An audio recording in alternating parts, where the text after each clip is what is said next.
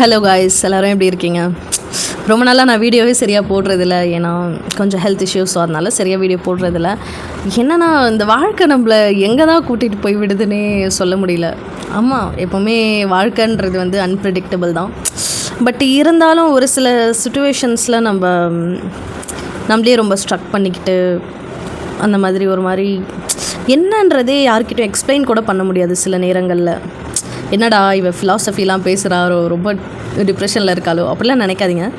ஒரு சின்ன விஷயம் எனக்கு தோணுச்சுன்னு தான் நான் இதை பற்றி சொல்லணும்னு நினச்சேன். என்னென்னா, வாழ்க்கையில் ஒரு சில சந்தர்ப்பங்களில் தவற விட்டவங்க நிறைய பேர் இருப்பாங்க. நிறைய விஷயங்களில், நாட் ஓன்லி கரியர், நிறைய விஷயங்கள் இருக்கும். அந்த மாதிரி யாரெல்லாம் ஃபீல் பண்ணியிருக்கீங்க?